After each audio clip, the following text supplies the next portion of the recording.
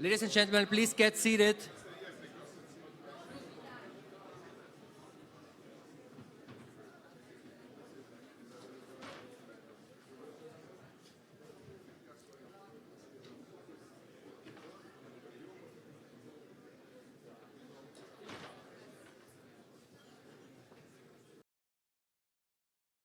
Welcome also from my side.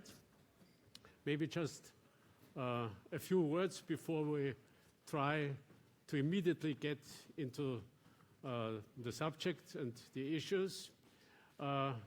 In order to present ourselves a little bit, I would say I start with my person.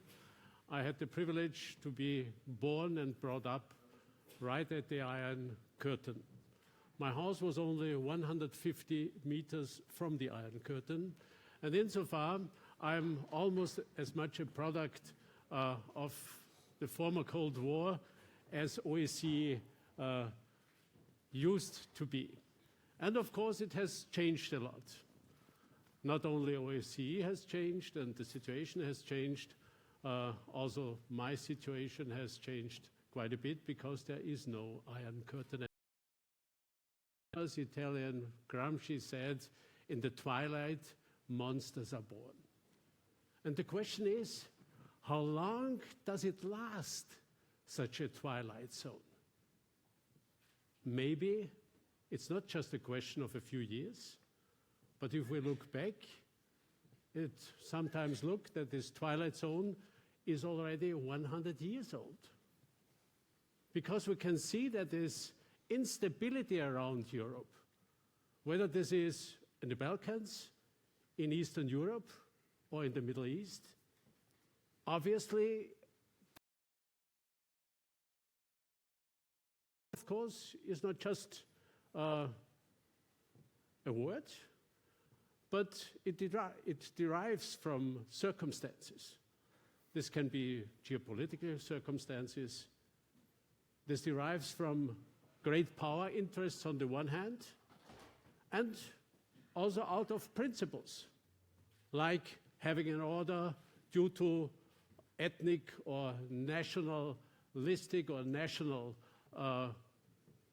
basis, or others, maybe religious or whatever. And insofar, it's quite interesting not only to think about it, what is the reason behind it, what do we need? It's also the question, when we go into these questions, even in current conflicts, look not only at the moment, what can we do the next week, next year, but also what should be done and can be done in the next decade.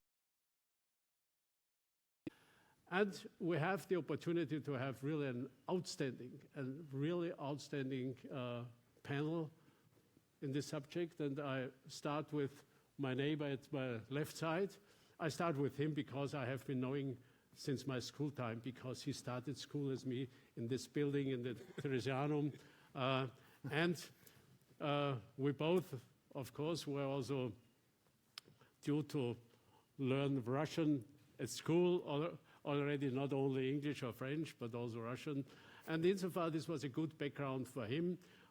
He studied Russian, he studied law in Austria, and Russian, also political science in Lomonosov University in Moscow. And he started out in private industry and became then one of the most prominent diplomats in Austria. He became ambassador to United Nations. Austria has been knowing already for quite some years, because he is not only an outstanding journalist, he is a man that really knows what he is speaking about. He's an interpreter for many languages. He's a major in the reserve of the Austrian army, interpreter also for Ukrainian and Russian language. And he has spent many years in the Balkans. As we have two people, somebody who knows the challenges also from his own experience. This is, on the one hand, Sergei Makedonov, who has had lectures in this room or in this building already a few times, because he certainly is an expert. I do not want to talk too much about his career. He's an associate professor at Russian State University for the humanities, but he also had lectures in the United States and in business, trade, with Ambassador Martin Seidig, and we try to be pretty short, so you will have enough time for questions, and I hope you also will get a few answers afterwards. We start out with Ambassador Martin Seidig.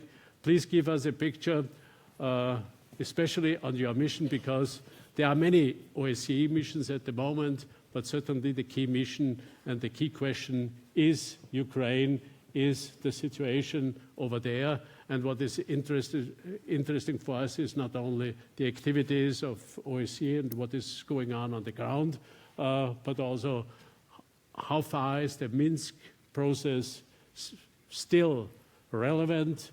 Where does it go? Where does it stand? What are the possibilities for the future? Well, thank you very much. Thank you for your nice introductory words, Werner, Mr. Minister. To be honest, it is a great pleasure to be with you here, not only because I'm also now have been a lecturer here in the Diplomatic Academy, now in the second year, but I really see that there are very, very many people, and this is a very successful conference. So thank you very much also for the honor to participate here with this wonderful panel. You asked me about Minsk, and you had a problem to pronounce my present so to say, position. And this is really difficult to understand, because I'm the representative of the chairperson in office of the OSCE, and especially dealing with Ukraine and the Minsk process. So I'm representing each time the chairperson have been the representative of the chairperson in office in 2015, of the Serbian Foreign Minister Dacic, last year of Minister Steinmeier, and this year of Minister Kurz. So it is this investment of the chair of the OSCE to help in the Minsk process and to help in the negotiations in Ukraine. Where you asked me about where do we stand in Minsk. Minsk is one of the tracks of negotiations on the conflict in eastern Ukraine, on the conflict that involves the second week in Minsk. There are other negotiation tracks that you might have heard of in the Normandy format, and there is also a joint center of operation for military question that is run by Russia and Ukraine itself in a city called Solidar, which is in the government-controlled part of Ukraine, very close to the line of contact. So unlike in other conflicts, this conflict is a conflict where you have structures to manage it, where you don't have to look for structures, but you have the structures there. And you have structures to contain the conflict and, if possible, also to manage it, and even, let's be ambitious, contain the conflict as much as possible, especially in, unfortunately, these people who cross then become victim of the shelling. But so it is a conflict where the people move, where the people see each other, and where the people form their own opinions about what is going on in each side. This is something that one should not underestimate. This is not a complete, cut off, but no, contacts are going on, and people very much talk to one another and interact with one another. But the civilians suffer, civilian infrastructure suffers, be it the water be it electricity, be it gas deliveries, and you have then often cuts of water, completely, cuts of electricity, but the infrastructure is there, and we have to help to manage this infrastructure to keep, these pieces together, if I may say so, and to help also the civilian population to survive and also to continue with their lives. This is easier said than done, because there are obviously different, entities on both sides. They have to talk to one another. There are one of the biggest missions here that the OSCE has. And Ambassador Abakan will speak about what the SMM is doing. But Ambassador Abakan is not only the head of the SMM, he's also the head of the Security Working Group. And with his incredible, ability of a diplomat with, all the best Ottoman tradition, Ambassador Abakan is always able to also find some deals, be it on, try to find trust in one another, confidence in one another. But unfortunately, there are limits to what we can do. So we do have quite a number of agreements. We do have also agreements on ceasefire, but the implementation itself is then a question of the political will of the sides. And unfortunately, the political will has been lacking, and has been lacking even stronger in the past weeks and months. And this is a reality. What we have also succeeded is in containing the conflict also in a way that we have been able to really lower the number of victims and casualties, wounded person and people who pass away. If the figures are impressive in comparison to the time of the peak of the conflict 2 years ago. Unfortunately, lately we have had a rise again, but what we can do is try to put all our emphasis, all our work into trying to convince the people to limit themselves and also not, if possible, to shell civilian objects. This is one of the main,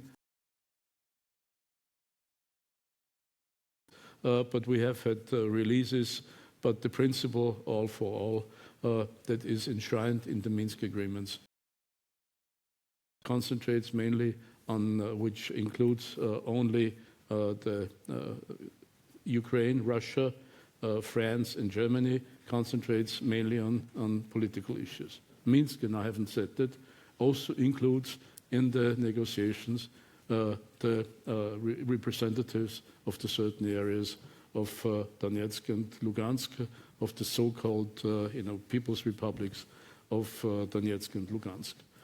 This is what we do in Minsk, and this is what is done in the Normandy format. That we have at the moment a very difficult situation with the blockade of the railway lines, with the administration of companies that is imposed, with the declaration from the Russian side that the documents of the certain areas of Donetsk and Lugansk are recognized. All this has been a development that has been going on lately, and that unfortunately gives us not much reason for the hope that we will find imminent elections this year in France and in Germany. And all this certainly has had, in fact, effects or will have effects. In Transnistria, in Crimea, in Donetsk and Luhansk, in Georgia, in South Ossetia, Abkhazia, and Nagorno-Karabakh, or in Armenia. No. Is not in Nagorno-Karabakh. Not in Nagorno-Karabakh. But All peacekeepers in Nagorno-Karabakh. But in Armenia are 5,000, as far as I know. This is my Yes. Okay, so far, it's a concept behind it. In the UN member,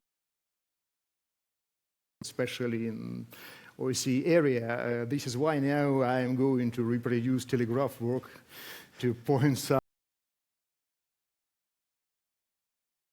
post-Soviet space are so calm or frozen. I am so critical to these term frozen conflicts because frozen means absence of any dynamics, both positive or negative. Let's see on situation in Nagorno-Karabakh. We see a growing incidence in the front line itself, but along the Armenian-Azerbaijani international border, internationally recognized border. As for Transnistria, yes, it's more or less frozen in terms of military operations, no military operations, but there are a lot of attempts to unfreeze the conflicts in terms of economical pressure and so on and so on. As for Abkhazia, South Ossetia, for Russia, in Russian perspectives, both conflicts are resolved, but Georgia disagrees with it, as well as its supporters outside. As for Minsk Accords, I'm a historian by my basic education. This is why it's usual for me to read documents and interpret them. Because I faced a lot of challenges when I began talking with persons in US, in European Union about Minsk, and they said me like mantra, it's kind of conventional wisdom, Russia is responsible for implementation of Minsk Accords, and I interrupted these persons asking them, did you really read Minsk Accords? Some of them frankly answered no, or some of them said, blah, blah, blah, blah, and I suspected they, of course, didn't read those documents. In my mind, there is a key problem in interpretation of these accords. There is a gap between the image of Minsk Accords and document itself. The two documents signed in September 2014 and February 2015 contain 25 points. None of them are Ukrainian troops and troops of separate districts of Donbass. Not Donbass, Luhansk and Donetsk area. This is regular interviews with interest to be blamed for the role of obstacle for implementation of Minsk agreement. As for logics of Russia, for me, it's absolutely understandable. The problem of unpredictability of Russian policies is artificial. If you want to understand, you should understand and you would understand. If no, maybe it's your problem, but it's not problem of your, not your personally, but the wider situation. For Russia, there is no universal approach to the conflict resolution in the post-Soviet space and outside of it. But Russia focuses, first of all, unlike the Soviet Union, which was a global power, counterweight to the United States, to the West. Now Russia focuses predominantly on the near abroad neighboring countries situation around Russia. It's a typical and serious difference, by the way. But Russia has a variety of approaches. For example, Moscow recognizes independence of Abkhazia and South Ossetia. There is a logic. If there is a status quo favorable for Russia, no attempts to destroy the status quo. If the status quo would be destroyed, like in the case of South Ossetia, because unfreezing process started not in 2008. Dear friends and colleagues, stop admiring. It was a shock, 2014. For me, no. I'm an observer. For 20 years, I have studied conflicts in the post-Soviet space, breakaway republic, de facto states. I can say you a lot of sentences about case of Crimea in 1994, attempts to secede, problem of resolution of this topic, and so on, because we should not transform our discussions to blaming each other. You are responsible, you are responsible. We should treat those processes systematically. Because now we are participants, we are witnesses of the two processes. The first one is the two collapses. The first one is the collapse of Yalta-Potsdam system and absence of legal framework, rules of the games, shared by everybody after. The other collapse of multi-ethnic quasi-federation states, Soviet Union, Yugoslavia. What's the problem? Don't treat my consideration here like nostalgia on the Soviet Union. I'm not so stupid and not so naive. I understand no reasons and no resources to restore the USSR, former Yugoslavia. The problem is character of these dissolutions, because they were based on political expediency, not on the legal frame. Many people here are lovers of Helsinki Final Act. Great. Soviet Union signed this Final Act. He was one of founding fathers of principles of indivisibility of borders and so on and so on. So the Soviet Union had its own legislation on secession.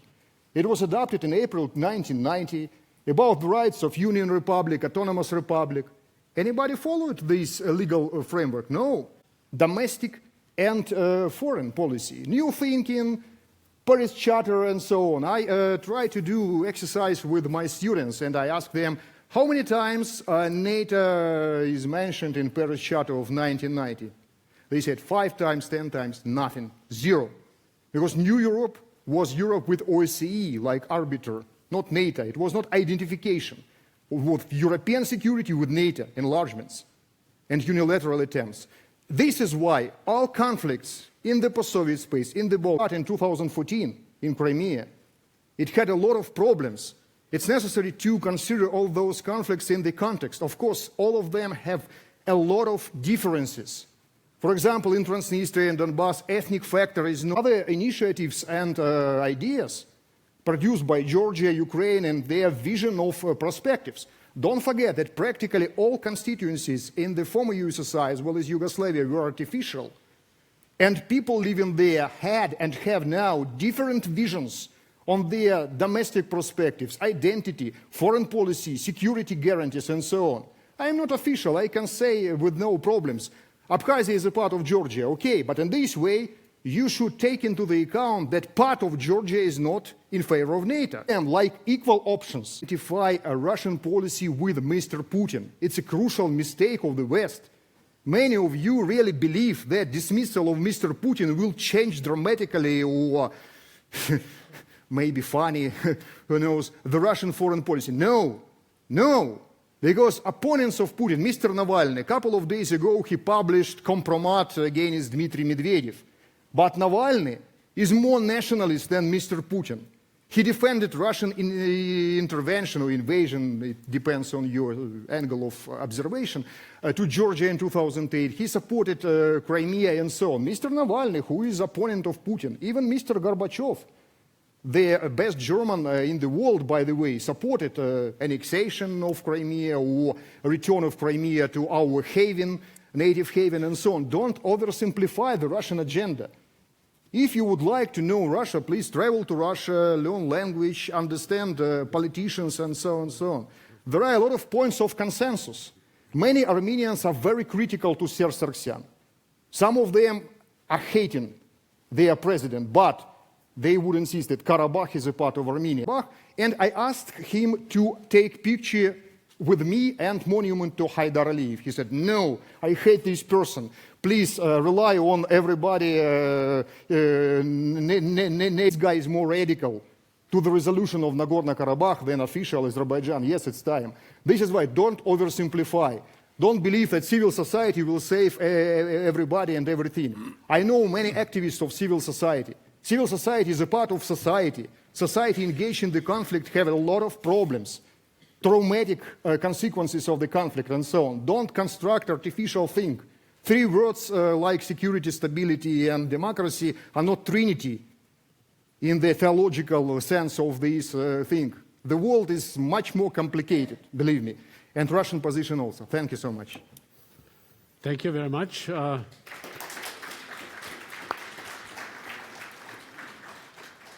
I think you made clear that the picture is much more complex than one maybe tends at the first moment to look at. And insofar, this certainly was a very valuable contribution. Thank you. And my next question now to Roger Robinson is, of course, well, did the Americans maybe push too much?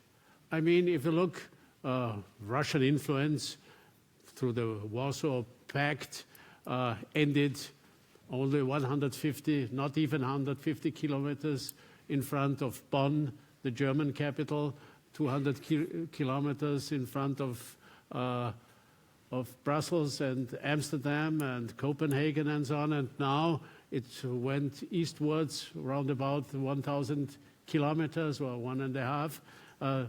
Did the Americans push too much? Is it a danger for Russia? We pushed this into, which is the Economic and Financial Threat Program. And there we're looking at a different type of conflict, very much part of hybrid warfare. In fact, we think a very prominent part, as much as, for example, the U.S. today and most of our allies, when the security community concentrates on economics and finance, they're usually looking at the illicit side of the equation. That is, illegal activities such as smuggling, terror financing, drug cartels, money movements of organized crime. That's where the concentration is. Surprisingly, if it's in the legal international trading and financial systems, it's deemed to be okay. It appears to be implications to it, but that's a very rare sort of ad hoc event. And we have taken note of the fact that some of our prospective adversaries or competitors are using this legitimate space to advance what you might think of as the nation capturing business. That is, in the near abroad, snapping up strategic assets, critical infrastructure of smaller NATO states and other non-NATO states to basically compromise those countries and gain enormous political influence, sometimes control outright, via an incremental strategy of economic and financial warfighting. Now, one could call it influence building. I mean, there are other more euphemistic ways or ways to put this, but frankly, it's oftentimes quite strategic, and I think properly deserves to be in the category of hybrid warfare.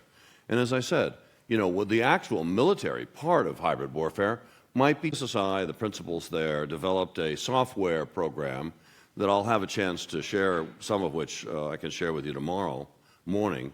But it's a software product that basically of what they're actually doing versus what they're saying. And as you can imagine, where they put their money on the global chessboard or casino table, however you want to frame it, it gives you a lot of insight in the situational awareness side of things of Crimea. In 2012, ExxonMobil and Shell and the whole dialogue over what happened in terms of the annexation of Crimea, what are the component parts of that? Very rarely do you hear about that $1 trillion. Ukraine doesn't have an alternative source of revenues, anything near that. This is their taken over. Russia has nationalized and taken over a number of drill rigs that were Ukrainian that are out in that exclusive economic zone as we speak, draining those reserves. And they are protecting those drill rigs, Ukrainian stolen drill rigs, mind you, with naval assets and with troops on the derricks, on the platform in the Odessa field that barely limped back to base because of machine gun emplacements on the rig. On January 27th, there were shots fired at a Ukrainian vessel that had the temerity in their own exclusive economic zone to approach one of their rigs, same phenomena. But what's interesting is it's not just off Crimea. The Russians are also moving and protecting their drill rigs in other parts of Ukraine's exclusive economic zone. Now, this is not just a Ukrainian problem. Romania has large reserves there. They plan on energy independence by being able to exploit those reserves as soon as next year. Will Russia be keen to see that happen? They have a drill rig right on the border of what is now absconded with, the Russian EEZ, next to that of Romania. If Romania does succeed in drilling, not only does it go free, if you will, of undue energy dependence on Russia, but it'll take 2 or 3 that it's an international waterway. But what's happened very recently was our ships are being buzzed there. This is all a matter of intimidation, similar to the South China Sea, where China is trying to play the same game with its illegal island building and militarization of same. So when you think of the next 12 to 24 months, I'll make a proposition to you. And I could well be wrong, and maybe I can come back and admit same if that's the case. Pull back and suggest to you that the economic and financial dimensions are not just an early warning indicator. They are a form of hybrid warfare itself. And it's taking place in plain view. It's just that we don't see the legitimate global markets as part of a plan. We don't have a plan in particular, even though we dominate that domain. But I suggest to you the Russians and Chinese do. They're playing on an uncontested field. And if you look at the way neighboring countries have been compromised in terms of their energy sectors, in terms of other key nodes of their economy, without much notice, on an incremental, rather insidious basis, it starts to tell the tale. And that's why we're getting less consensus. That leverage is being built up every day, and the arms are being twisted when the time comes, whether it's the release of sanctions against Russia or other things that Moscow might object to. So we'll have a chance, I'm pleased to say, to talk a little bit more about this tomorrow morning, and I'll leave it there so that we have plenty of time for questions. Thank you. Thank you very much.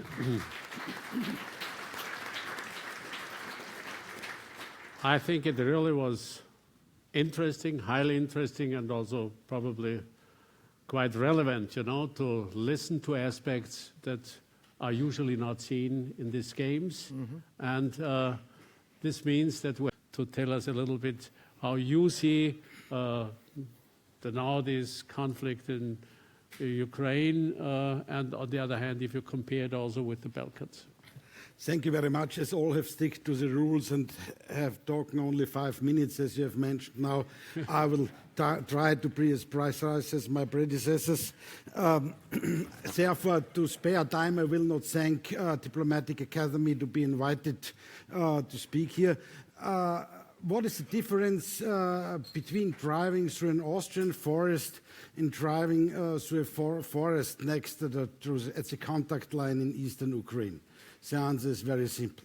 If you are driving through an Austrian forest, you have to be cautious because a deer or a rabbit might run through the street, and you must be very cautious in driving, mainly in the afternoon and when it's getting in the twilight. In eastern Ukraine, mainly in the contact line or on the non-governmental controlled areas, the situation is a little bit different. If you follow a car and vehicles of OECD, it's not a deer and not a rabbit which is jumping out, or it's very simple. It can a tank can jump out, or even an armored vehicle, because when we were covering OECD mission in Komenternovo, this was really what happened, both sides, and driving to a checkpoint, even if you have an OECD flag or an OECD armored vehicle, is not a very nice job if you have to do it at night or in rainy conditions. On the other hand,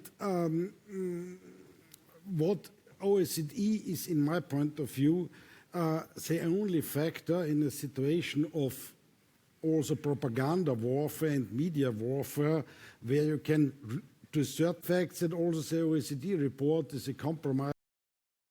Forget that we have not an European architecture only for organizations, and we do not talk about organizations because only we like organizations, but finally there should be an added value for the population which is financing these organizations or which has to deal with these organizations. And in this way, OECD has really an added value in the situation also in the conflict area.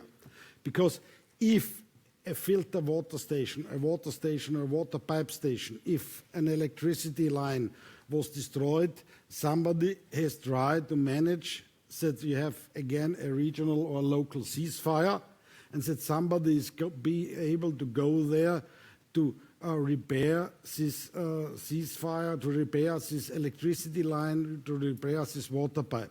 I give you one example. Take up Abdiivka. Abdiivka is enterprise that it's called in Russian language. When there is no water, when there is no electricity, people of a city with 20,000 people are really suffering, because without this factories, the city cannot survive. To manage recognizing of documents issued by DNR and LNR, the so-called People's Republics there. These people living there, and these are approximately 3 million, are almost we can say 3 years also under an Ukrainian embargo. So in fact, you are not able to die legally, which is maybe something very important. You cannot be born legally. So in fact, for people living on this non-government controlled area, the fact that Russia has recognized these documents is something which has eased their life. And beside all political issues which are related with this recognition of documents, we must also be aware of the fact that there are people living which are trying to of Minsk. I mean, Ambassador Saidik will have a bright career even once he is again in a situation where we face a really deteriorating political situation now, and we are facing it really right now between both sides. And I would say the political tensions was not as high as now in the region since the beginning or the end of the war, Minsk II. I think this is very important that you have somebody there who is really still dealing with humanitarian issues, because finally you do not negotiate a peace accord or do not try to negotiate a peace agreement only for diplomats and politicians, but to improve the political life there on the region. I personally think that we do not face a I'm personally thinking is that we are witnesses of creating new borders in Europe. This contact line, these checkpoints are becoming new borders. If you have passed these checkpoints, as there were checkpoints in 2014, and if you are looking at them now, these are border checking, crossing points. And the more time is passing away, the more the territories from Donetsk and Lugansk will be integrated in the Russian economic, social and political space. And I personally think that on both sides you have not the will for the solving of the problem and the war, because it's cheaper for both sides and all sides. You have this status quo or this instability than to make political compromises. For the people of DNR and LNR, it's quite sure, because they would not have their positions. Also for Kiev, because it's better you have these military volunteer battalions in eastern Ukrainian territories than in Kiev. My perspective for this conflict, it's very easy. Look at Macedonia. Macedonia has 25 years not solved the name issue. Okay, this is not the same dimension of the conflict, but personally, for Mr. Saidik, it might be a bright perspective or a good perspective to look at Matthew Nimitz, who is sitting in New York and who is already 25 years dealing with the name issue of Macedonia and Greece. It is not solved in this way. I wish you a lot of health, energy, and you are an example in Austria that even after pension you can find a job to work and to be active in your ages, because I think you will have a lot of talks in Minsk, here in the Diplomatic Academy and in other places, because this conflict won't be finished very soon. Okay. Yeah.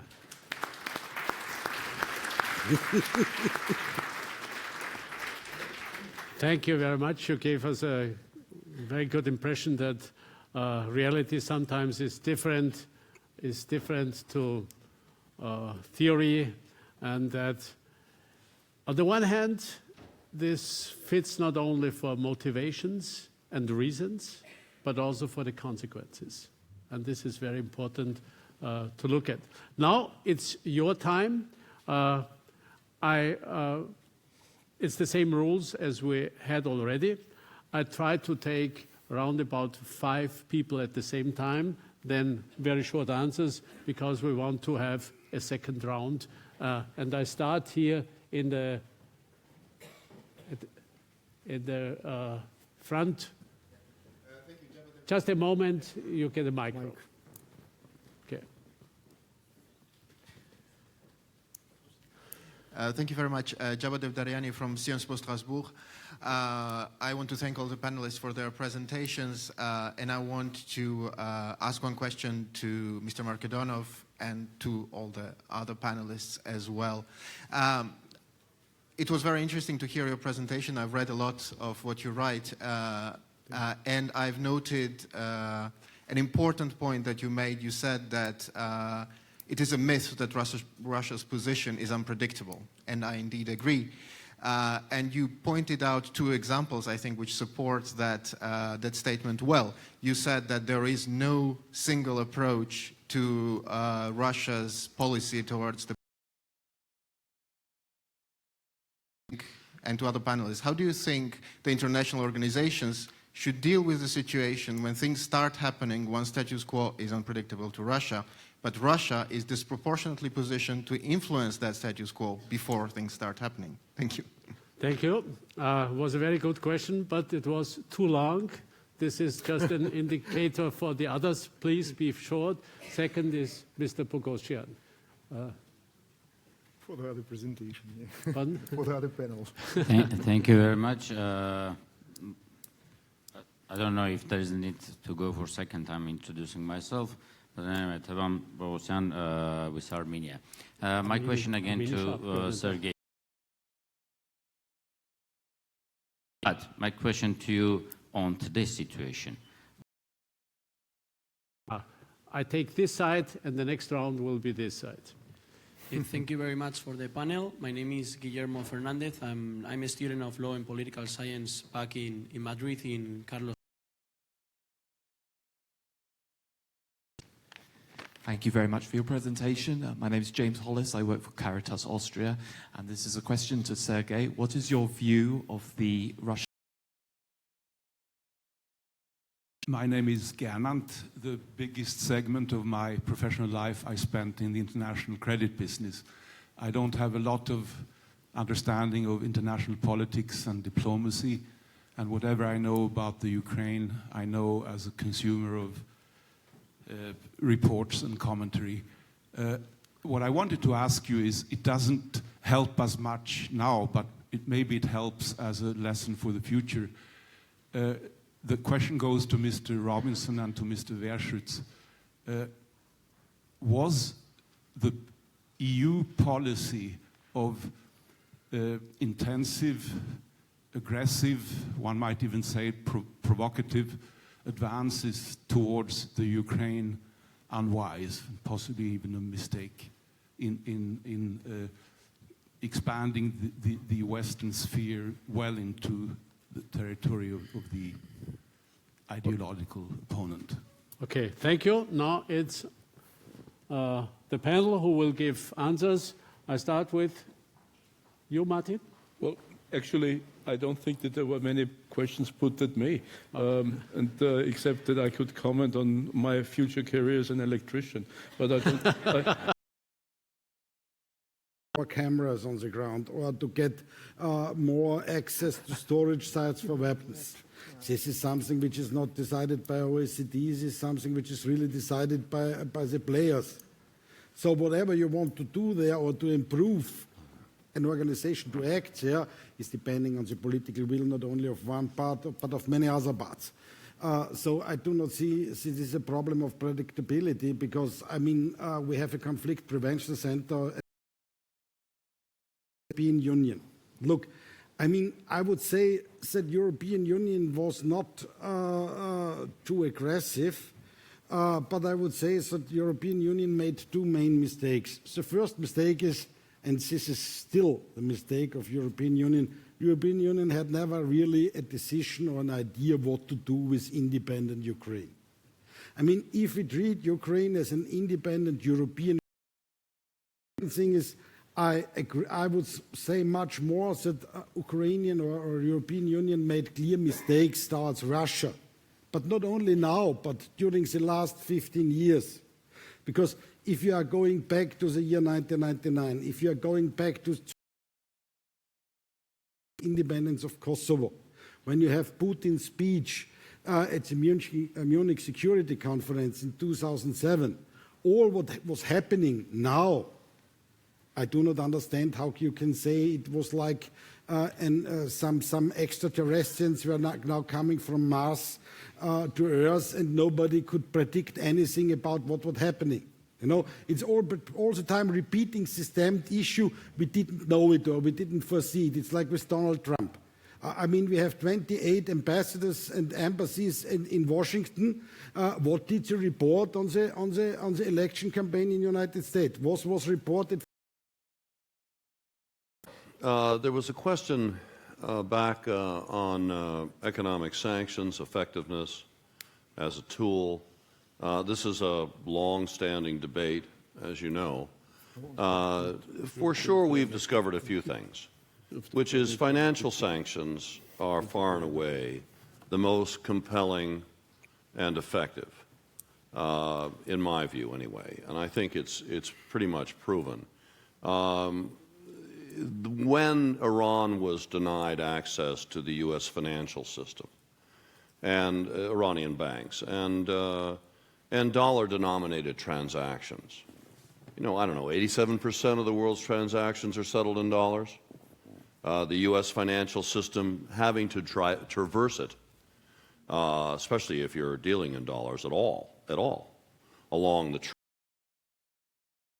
that's not a popular perspective, but well, in my opinion, that's a fact. So economic sanctions are with us to stay.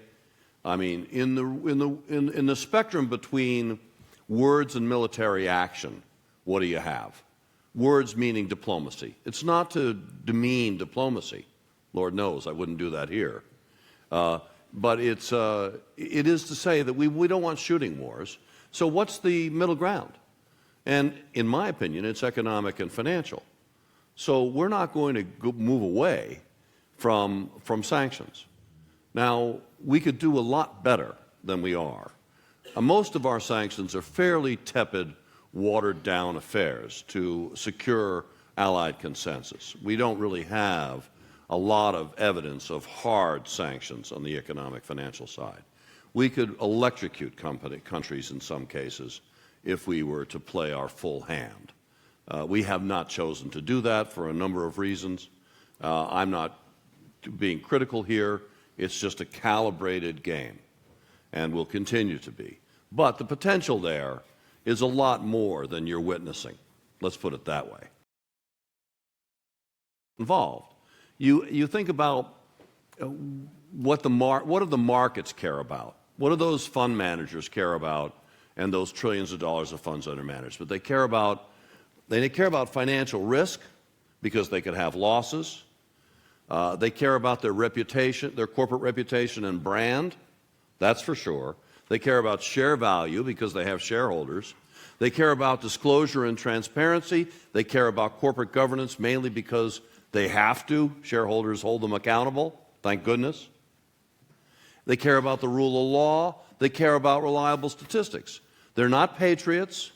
They're not security-minded folks. They think that's the government's job, not their job. So you have to gear your policies to what the markets care about. If you want to make life difficult, you elevate the perceptions of risk. You can do that with the Chinese, with their companies operating in the South China Sea. You could do it with those companies that are going to be exploiting stolen Ukrainian oil and gas off of Crimea. Thanks. Thank you. We have 3 more. Excuse me, I didn't answer my question. I wish to remind you March name, NATO accession and Georgian attack on Tskhinvali or Sukhumi, unfreezing of the conflict. It's necessary to work with Russian proposals. 1994 materials, not only Budapest summit, but Prague summit of 1995, a lot of things.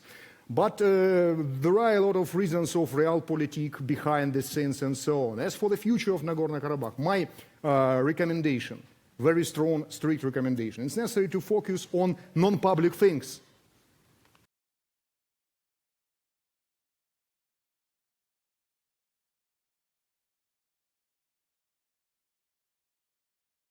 In this negotiation format. Of course, they should take into the account context of US, Moscow, France, and so on, but nevertheless. The other point, which is very important, updated Madrid principles. All points of this document contradict each other. The first point recognizes territorial integrity of Azerbaijan. The second point, interim status of Nagorno-Karabakh. What does it mean? Nagorno-Karabakh provides referendum. Nagorno-Karabakh tried to organize their public life on the ground. The alternative to it, dictatorship of field commanders. No more. And point on compulsory, mandatory referendum for the status. Who would participate in this referendum? No answer. Only people living in Nagorno-Karabakh properly, or Azerbaijani districts outside. What Azerbaijani districts? Because there are differences between Lachin and Zangilan, for example. A lot of things. It's necessary to concentrate on that and stop feeding proposals on bright democratic future and so on. Last not least point about Dugin. Believe me, there are a lot of Russian authors. Dugin is not the only Russian political scientist. There is Fyodor Lukyanov, Sergei Karaganov, representing a lot of views and approaches. Dugin is rather marginal. And do you know how was it called in the early 90s? Translator. Why? Because he used writings by... Just a question to our panelists. What would you propose?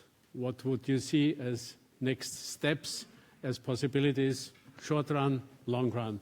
I start with Christian Werschütz. Short run is that international organizations need to get access. We are talking now to Eastern Ukraine, and they have to try to improve the situation there to create a little bit more stability. But all this will work. Your personal life is your boss has to go. Don't be happy as long as you do not know his is the coin of the realm in the global markets. What I mean by that is that when you're looking at financial risk, let's say you're a Wall Street guy or gal, and you're making these kind of assessments. When you get into security-related financial risk, sanctions violations, selling components for weapons of mass destruction, dealing with a genocidal regime like Sudan used to be and others, you run the risk of damaging your corporate reputation and brand in an asymmetric way.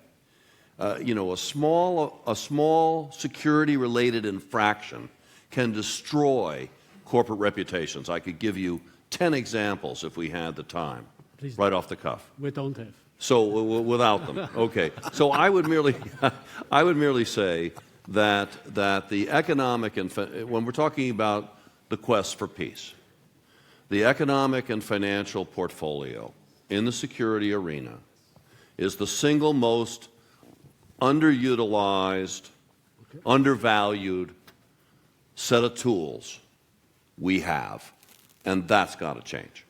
Okay, thank you. Sergei? Okay, one word is mandatory, pragmatism.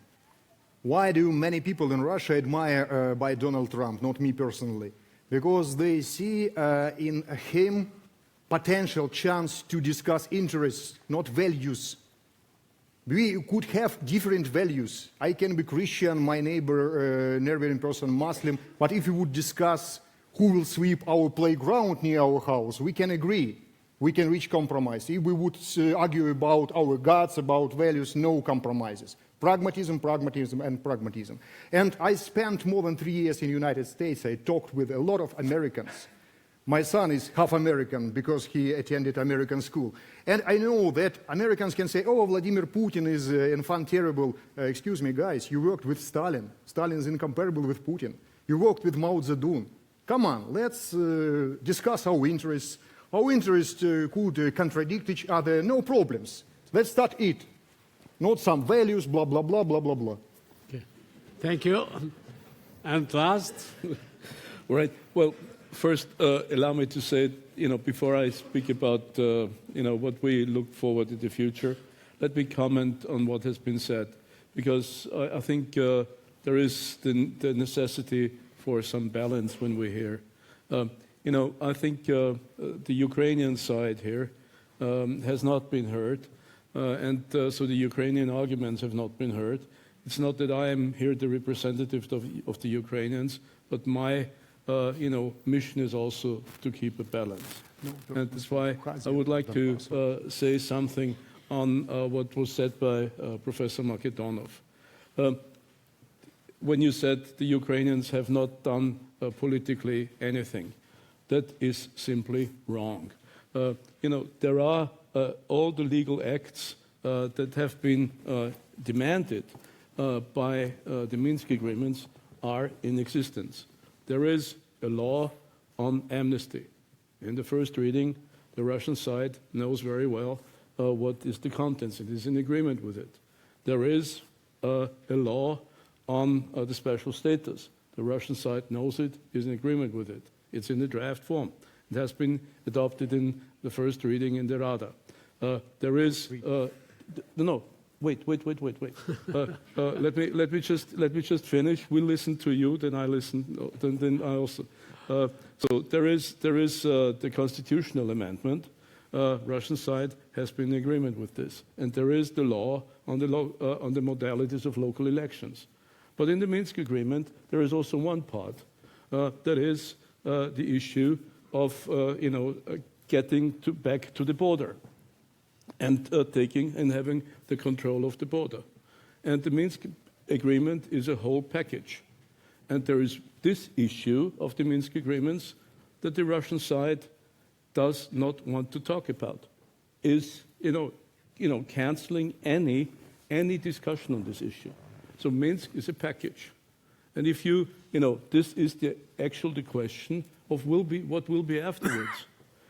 If I hear from the Ukrainian side often, what shall President Poroshenko do when he addresses the Rada and says to the Rada, please adopt all these laws on and okay, and then we adopt all the laws, and then one deputy in the Rada will stand up and will say, and now, Mr. President, tell me, what will happen with this part of the Minsk agreement that is on the border? And then Mr. Poroshenko will have to say, I don't know, because the Russians don't want to talk about it. Do you think, under circumstances like this, a president can go to the Rada? This is the Ukrainian argument. And it is simply fair to also present it here, because otherwise we would not have a balanced picture. And the other thing is, and I have to repeat myself, I'm not the representative of the Ukrainian side, but I have to look for a balance. And the second point is on the issue of that was already rightly a membership perspective. The association agreement of the clear that there is no membership perspective. That's why what the European Union has is the neighborhood policy.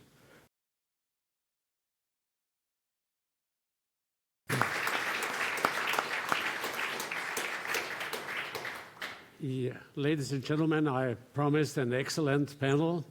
You got an outstanding one. So please give a big hand to our four panelists. This really was a pleasure also for me to be here. And if there is maybe a lesson for us at the end, it's the 3 Ps. It's pragmatism, obviously, not forget the principles, and look at the power to manage it, such a process. Thank you very much. And